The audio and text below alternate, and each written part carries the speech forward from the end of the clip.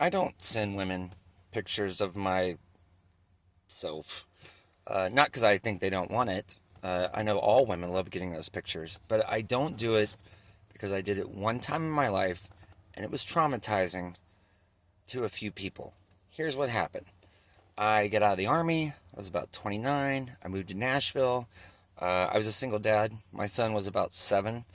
And met this woman online. She had a daughter that was a little bit, her daughter was 8 or 9, just a little bit older than my son. But we all got along great. It was a great relationship. I'd never dated another single parent. She was so understanding. Like if she wanted to hang out and I said, oh, I got to do this with my son, she was understanding. And if she had to do something with her daughter, I knew that she had to do that. It was fine. There was no conflict.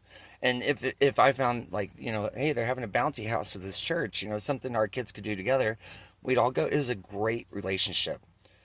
Anyway, whenever we'd have our sleepovers, she would always ask, she's like, let me get a picture of that thing.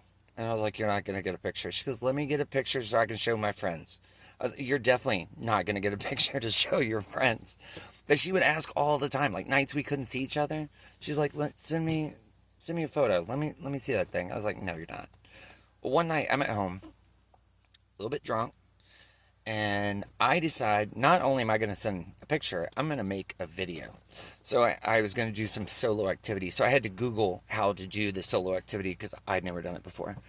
So I go in, I do some manscaping, I get the lighting right, I get everything perfect, and I make like this 6-minute long video from start to finish of said activity. And then I cut it to where it was just the last minute of the activity. I knew that she had mentioned that's what she wanted to see. Anyway, I don't send the video. I go to sleep, I wake up, I'm sober. I was like, let me see if this video is any good. So I go back and I watch it, and it's a pretty damn good video. I was pretty proud of it. So I wanted to surprise her, so I just sent it to her on Facebook Messenger, and I'm watching my phone. I see she got it, she opened it, but she didn't say anything back. And I wait like a minute, 2 minutes, 5 minutes, she didn't say anything. Then after about 10 minutes, she calls me, and I was like, hey, what's going on? She goes, hey, I want to say I really appreciate the video you sent. It was a great surprise, looked great, thank you for sending that to me. I was like, yeah, I thought you'd like it. She goes, but you got to tell me when you're going to send something like that. And I said, why? And she goes, you know how when I'm at home on my Wi-Fi, I'm always on my tablet for like TikTok, YouTube, Messenger, and all that? I said, yeah, I know. I've seen you on your tablet. And she goes, well, my daughter also uses that tablet. And I go, oh, no. And she goes, again, not complaining. I really appreciate that you sent that. I've been asking for a while. She goes, but I was doing the dishes.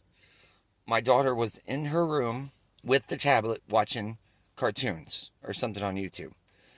And when you sent the message, my daughter yelled down, hey, Matthew sent you a message. She goes, so while I was doing dishes, I yelled, what did he say? She goes, and my daughter didn't answer me.